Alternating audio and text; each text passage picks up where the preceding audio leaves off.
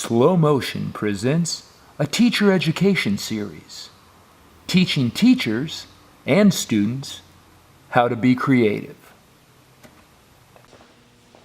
All right, guys, what are the two most crucial things in order to be successful in both your career and in your life?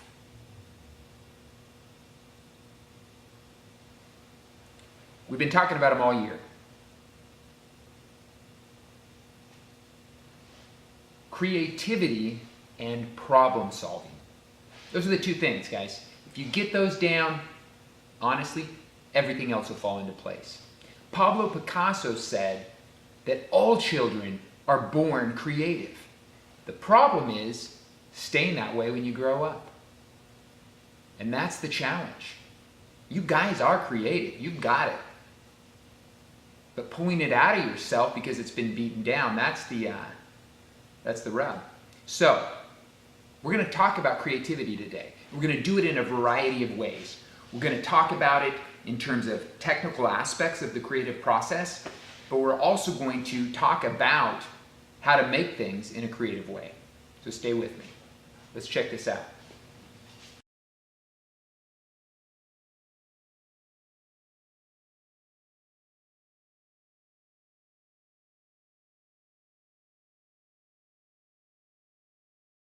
All right, the question that I have for you is, when a horse is in full gallop, does it ever fully leave the ground? All four hooves, do they ever fully leave the ground?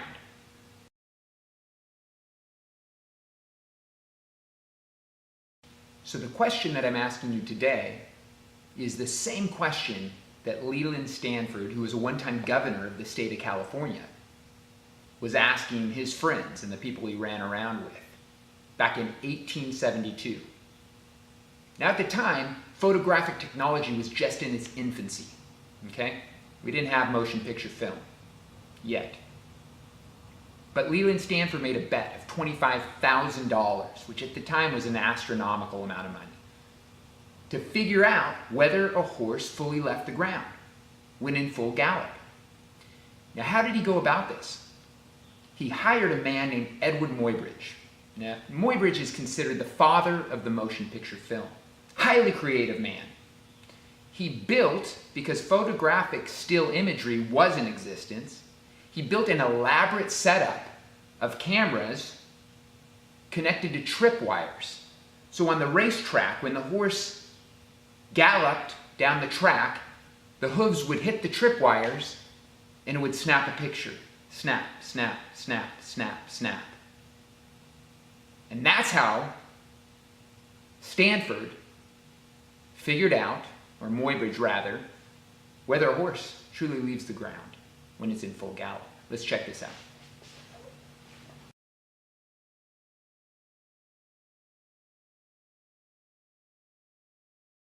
All right, guys, what'd you think? Did the horse leave the ground? Did all four hooves leave the ground? No, guys, no. The answer's not going to be in your book. Here, check this out. You know, I'm beginning to get some sense out of this. The way he explains it, it doesn't seem too hard. I am so glad to hear you say that. This is excellent. You guys are getting this. All right, so we're building a foundation, which is awesome. Whenever we learn new concepts, we start by building a foundation, we build up from there. We have to know the technical processes of what we're doing in order to realize the creative vision. In a multimedia environment, we're doing a lot of different stuff. We're working with a lot of different mediums. So, Muybridge proved that a horse's hooves, in full gallop, all of them, leave the ground. You got that, right? I see some heads nodding. Good, good. As a byproduct of proving that, he inadvertently created the motion picture film, which is, simply put, a series of still images, regardless of the screen we see them on.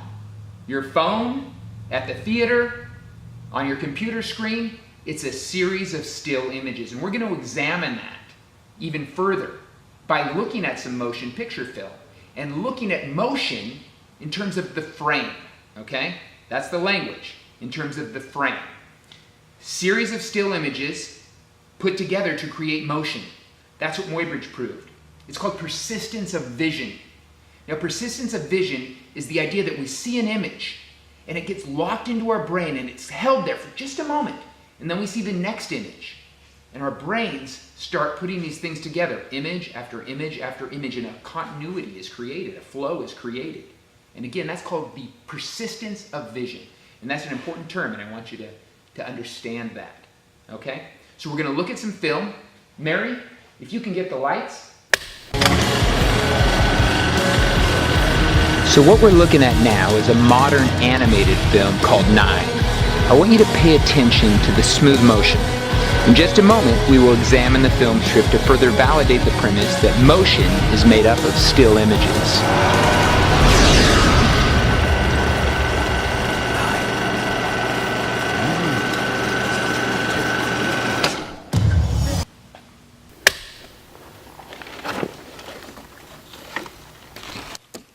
And we just finished viewing a clip from the film 9, played through a film projector. I've taken the film off of the projector in order for us to examine it frame by frame. Now remember, motion is just made up of a series of still images. Each image is slightly different. Because of persistence of vision, our mind holds on to each frame for a brief moment.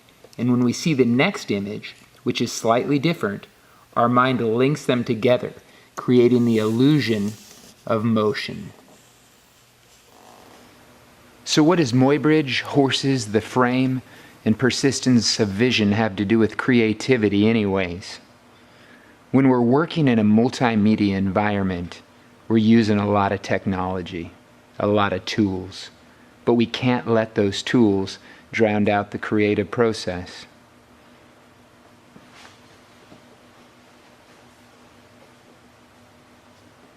When I was in 4th grade, I was drawing a picture of a house.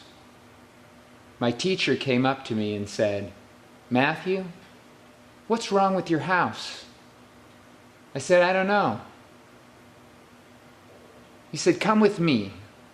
And he took me outside and he pointed to a building and he said, "What's different about that building and your picture?" And I still didn't know. And he said, "Rain gutters. You don't have rain gutters."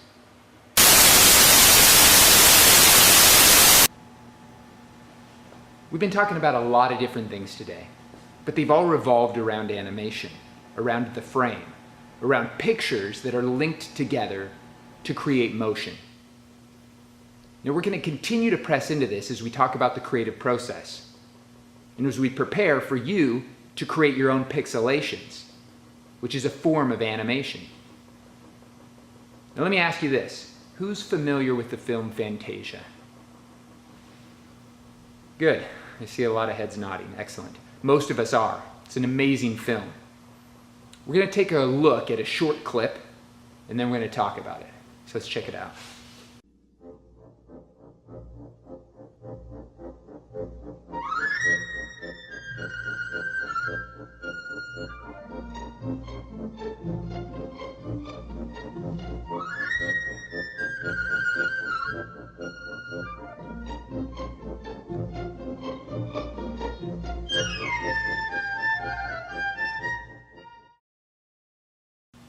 So what'd you guys think? It's a beautiful film, right? The color, the timing, the motion. You know, I had the opportunity to study under the man who created the mushroom sequence, the Chinese dance. His name was Jules Engle. He's gone now. He was an amazing artist and an amazing human being. He said this about the creative process, and I love it, okay? He said when he was a young man in Hungary, all he liked to do was draw shapes. Every day he would just draw shapes. And he said he didn't know why his teacher just let him draw shapes all day, but he sure was thankful that she did. He went on to elaborate that his entire teaching philosophy was formed out of that experience. He said it was less about what he gives his students and more about what he doesn't take away. And that has shaped my view of education, my view of the creative process. And that ties into what Picasso said. We're all born artists. The trouble is remaining an artist once we grow up. You guys know how to do stuff. You are smart. You are technically savvy. And if you haven't forgotten how to be creative, you are extremely creative. And if you have forgotten, I want to help you remember. So as we talk about the creative process, as we gear up to create our own pixelations, our own animations, I want you to remember that. Because if you can get out what's in here and get it out into the market space, great things will happen. And I believe that. And I want you to believe it. So let's take a look at how we make the things that we make. We're going to look at how I make what I make, how other artists make what they make, and then you guys are going to make something beautiful.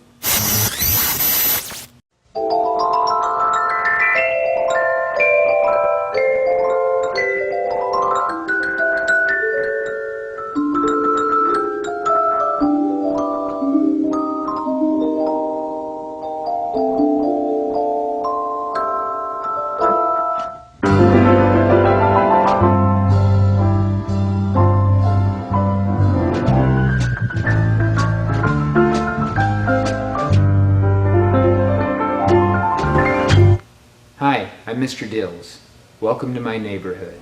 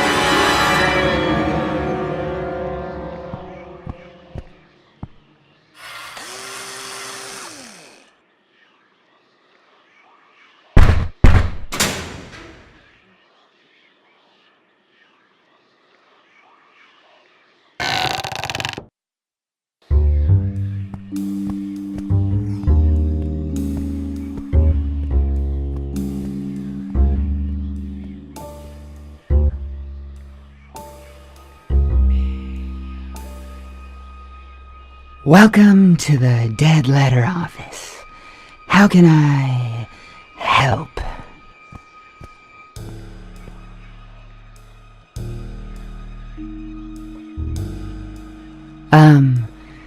You're gonna have to speak up.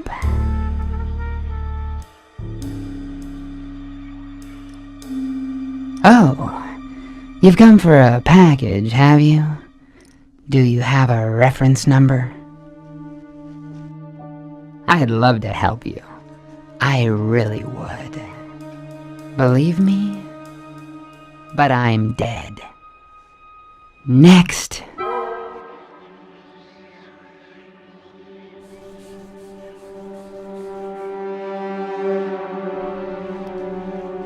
Look, there's a lot of lost things down here. And if I don't know what's missing, well, what could I possibly do?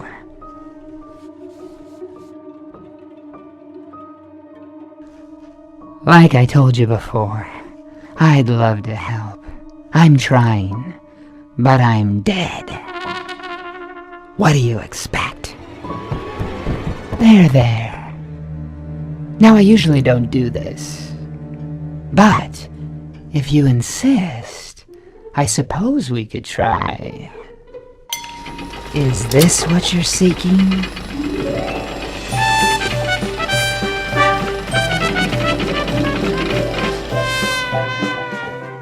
Not so fast. First, you're gonna need to fill out my release forms before you expire. Now take a real close look right here.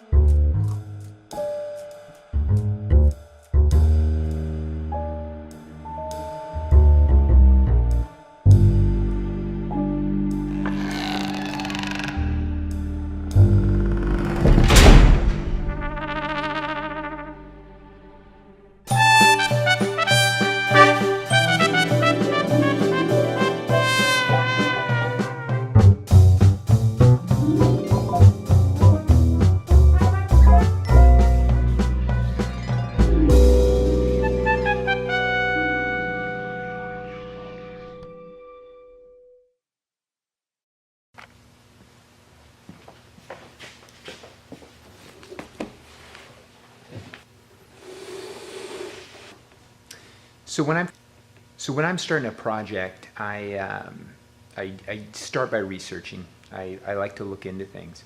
On this latest film that I created that you just saw a clip from, it's about the dead letter office. And I just found it interesting, the whole language of dead letter office, dead-end streets. The language has been changed culturally, so we no longer use that language, which I find interesting as well. Now it's like mail recovery center. Instead of dead end, it's cul-de-sac or something to that effect. We're very death adverse in our culture. So that alone kind of drew me in. At any rate, I through the research process, I found a letter dated 1862, and it's an official correspondence of the Dead Letter Office. And it goes over rules and regulations, and it talks about, and I had it mounted myself, I mounted it, and I had an actual letter that went to the dead letter. These are two separate pieces. At any rate, it goes through the processes and protocols of the Dead Letter Office. I mean, it's completely absurd. I will read this. It says, "You have returned dead letters with your quarterly accounts according to the old rule of the department, which is now repealed, Section 261, Chapter 20. Please observe in future the new regulations above quoted, and send dead letters without reference to the quarterly periods and separate from the quarterly accounts. Notice also the other radical changes concerning the returns of dead letters as fully set forth in the pamphlet of laws and instructions issued 1st May 1861. Very respectively, your obedient servant, A.N. Zevely, 3rd Assistant Postmaster General." And I loved that.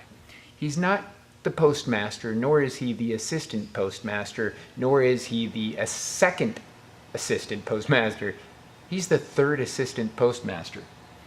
And I think that explains a lot about the problems in our bureaucracy. Just the whole idea of all of this. So anyways, I started here, and I like to keep a book. This is my Dead Letter Office book. And so, you know, inside of it, I drew in it, I added photographs. I like to write when I'm first thinking of stuff. I like to write and I like to gather. So I gathered reference material and pasted it in here, and I found some interesting inspirations. I really liked this. I liked the skeleton with the two eyes. You see that? That are different sizes. And so, I get inspired, I'd write. I found old photographs of the actual dead letter office, which it's not really reproducing. There's an old Hitchcock film about the dead letter office. There we go.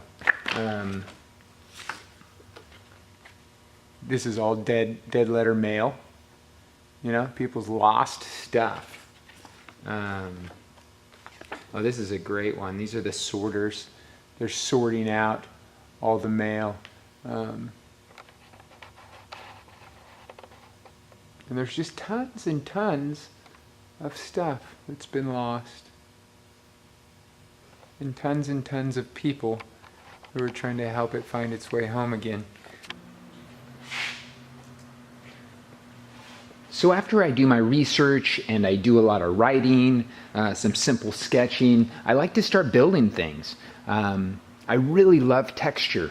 I like metal, I like fabric, I like wood, I like drilling, I like building. These are all things that inspire me and that I enjoy doing. I like making miniature things, knowing that I'm going to bring them to life. Here you can see a variety of things that I've created. Little props and different set pieces. And the whole process is it's an enjoyable thing of building and of creating and of painting. I like to shoot photographs as I'm doing it. As I start formulating ideas of how things will work together. And eventually, once things are set up, I like to start lighting. And once the lighting process starts to happen, that's really probably my favorite part. Light, the way it affects form. There you can see some light starting to happen there. I underlit a lot of these shots. So the light came from underneath and it just lit everything up. It made it glow. I love that picture there.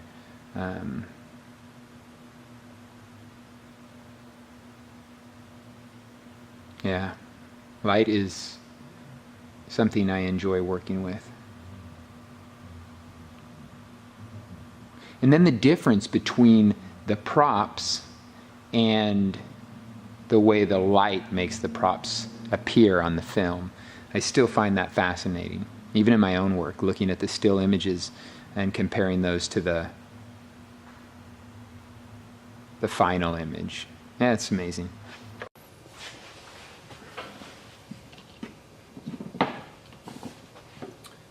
Next, we're going to look at the best puppet I ever built, both aesthetically and functionally, Lanky Stitchmouth.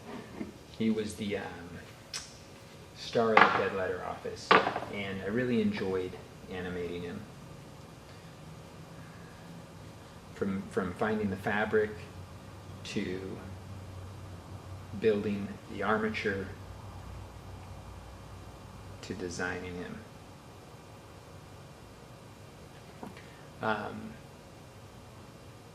Once I do that, once the character is built, and the sets are built, that's when I start working on storyboarding and lighting and design. I built him with a trap door in the back of his head so I can reach in and manipulate his eyes, which added a whole nother layer of dimension to his personality. My goal with this film was to really push my own abilities as an animator and filmmaker, and I was excited by the results. I also wanted two characters to interact, and I wanted to do some lip sync, which I did. So we'll look at the storyboards. We're kind of going backwards because I kind of do my process a little backwards.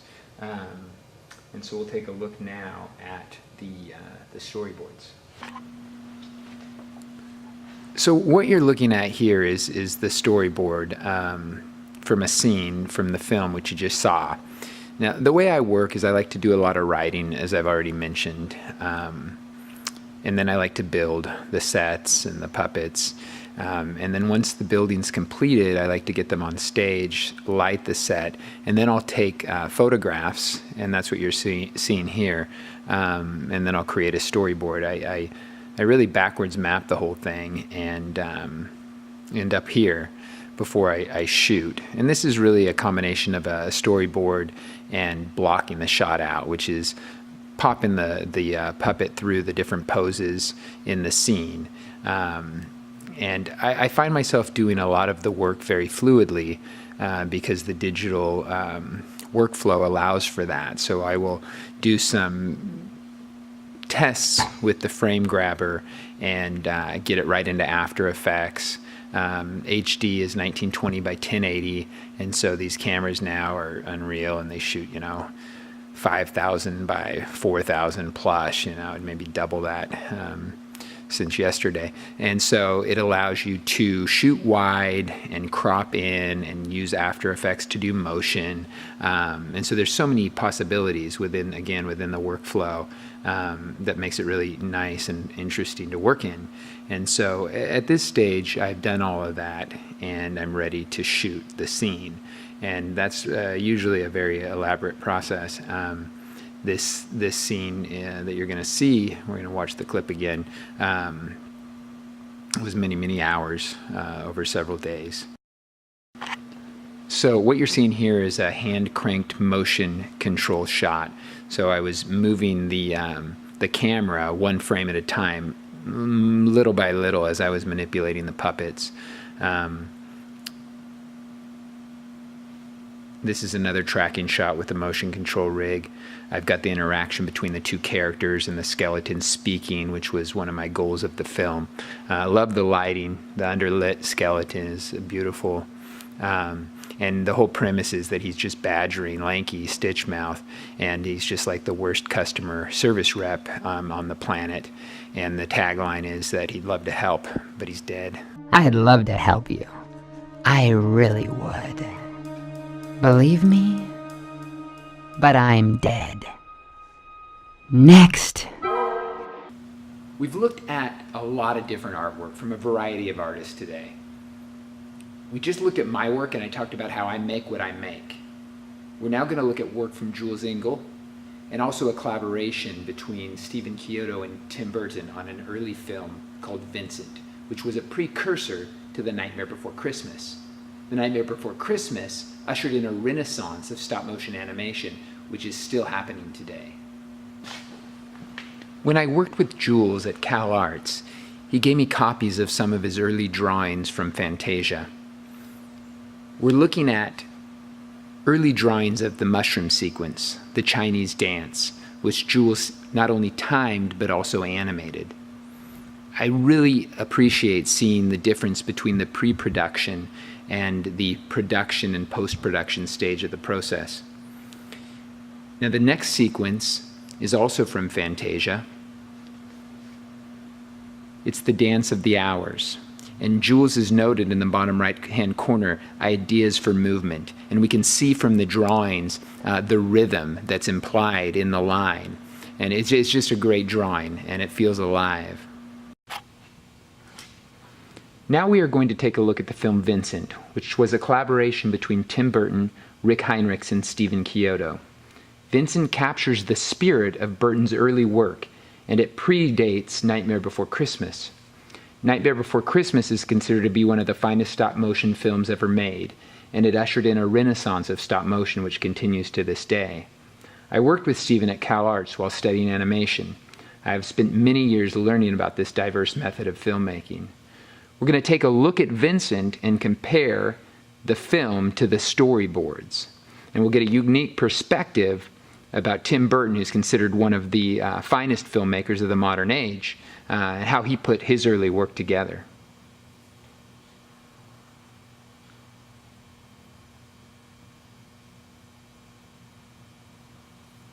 So here is the storyboard, the rough drawings of the shot that we just watched with Vincent smoking.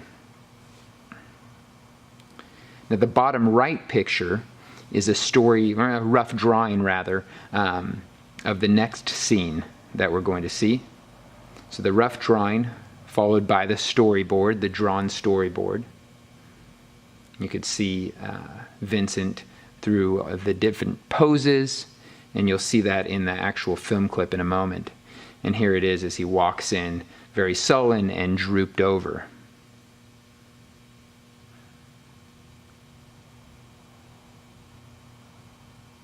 Now we're looking at a storyboard to shot comparison. And finally, a behind the scenes of a young Tim Burton with the puppet Vincent. And I love the behind the scenes stuff. I think the whole process of stop motion is fascinating.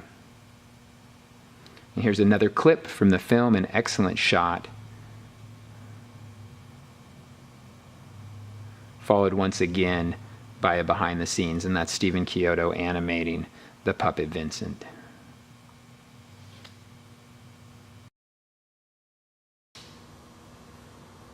So we've seen a lot of work today, shown you a lot of things. Now it's time for you to create something yourself. We're going to create a pixelation. The word pixelation is a little deceiving. Language changes. Pixels are now what we see on computer screens. But pixelation, traditionally, refers to the animation process of animating a person. Maybe a person doing something. So we're going to talk about that, and then we're going to do it. I won't talk a whole lot longer, and usually it is extremely rare that I would talk this much, and you guys know that. So thanks for sticking with me. Let's do it.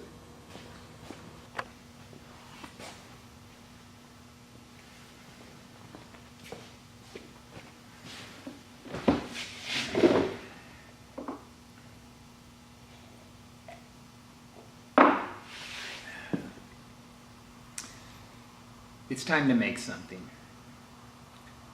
I know you're like, finally, all you've been talking about all day is making something, and all we've done is listen. Well, you're going to have to listen a little bit more, but then I promise you're going to make something. So the directive is to make a series of spheres going from large to small. You can make as many as you want. 12 maybe would be a good number. We can do that. And we're going to do 2 animations. The first one is going to be a series, and you're going to see my students do this in a moment. You're going to see the process. And we're going to take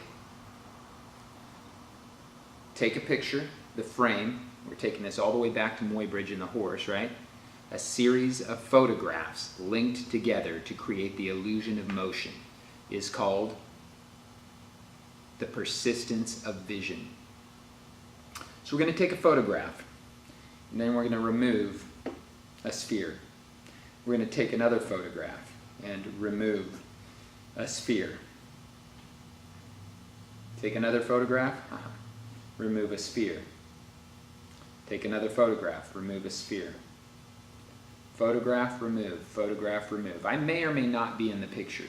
Okay? If I'm in the picture, it's called a pixelation. And I already talked a little bit about that. The language is deceiving. But that's the language. Unless we change it. The second one is going to be a true pixelation, where we're going to start with a small sphere. And we had a team of 3 people working on this. We had the actor who was holding the sphere, we have the technical director who is replacing the animation, replacing the spheres, and then we have the camera operator who was taking the pictures, okay? So hold it, take a picture, and try not to move. Remove, replace, picture.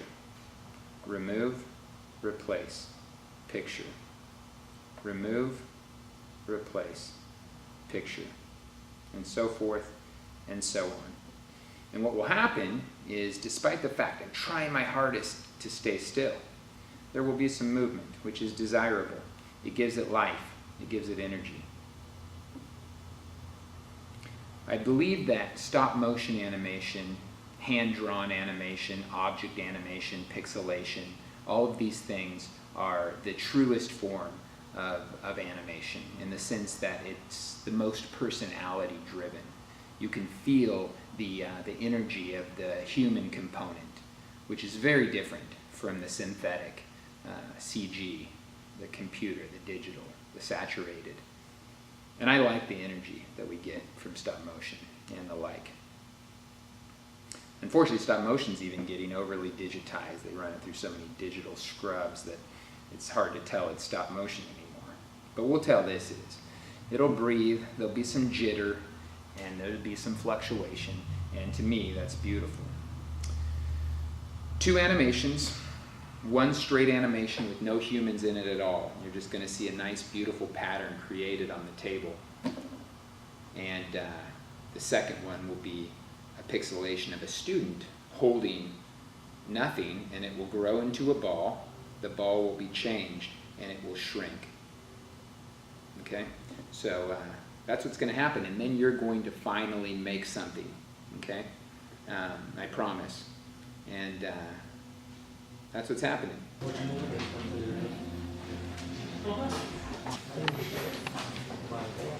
We're making clay balls and we're moving them to make it look like we're animating.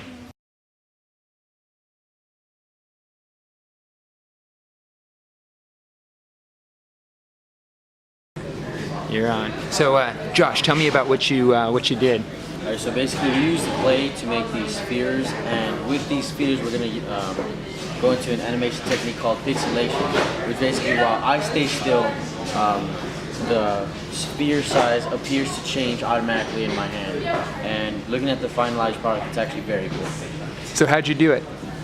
Basically just rolled up the clay. We have multiple colors here, but the real animation process comes from me just standing still and each one being changed into it until we get to the final product, which is the biggest one.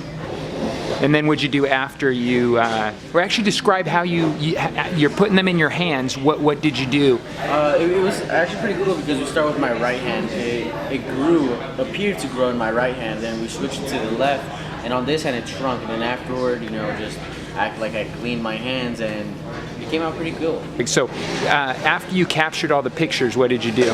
We uploaded the sequence into After Effects, and then that's where the magic happened. And describe that process. It wasn't that difficult. We just uploaded the photos, and then certain frames had to be lengthened just for the effect. But aside from that, it was pretty straightforward.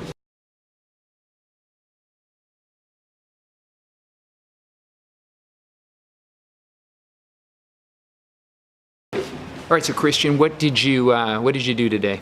Today we did a little stop motion animation using the techniques of pixelation. So basically what we did is we took various sizes of these balls here, and each frame we shot, we did this by 1s and 2s. Each frame we did had a different size ball, and basically what happened is that the ball got bigger, as we went, and it got smaller towards the end, and it looked really good. So how did you capture the animation? We captured the animation using this camera and taking photos, which were our frames, and manipulated them in After Effects. So what we do is, if we decided that one portion of the animation needed a hold, almost anticipation, then we'd extend that picture, or duplicate it, and yeah, that's about it. Nice. Hey, thank you. No problem.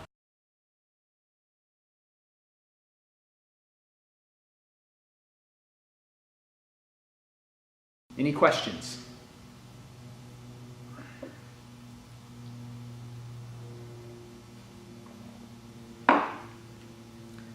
This is wait time, and I actually do use wait time.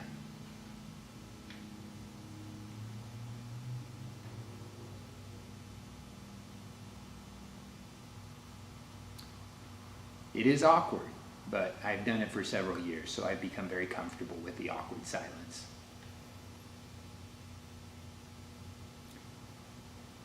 All right, well, this is a project day, and so we're going to get working. And if you do have questions, I just need you to ask your partner or ask me as I circulate around the room. And let's start making.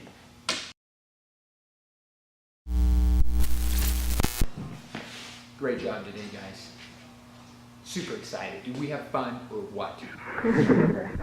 Great to see you smiling. Yeah, we had a good time and we learned an amazing amount. Taking it all the way back to still photography, then to Muybridge, then to motion, the persistence of vision, the frame, animation, stop motion, pixelation, a retrospective of the creative process. We have covered a lot of ground. It's been a great day. So I'm encouraged. You guys have a ton of new skills, a ton of new tools for your creative process, and now you just need to use them, okay? So we're going to continue to press into this stuff as we continue to creatively solve problems in a variety of disciplines. That's my cue. So I thank you, and I'm thankful for you. So I will see you guys in August 2017. Thanks.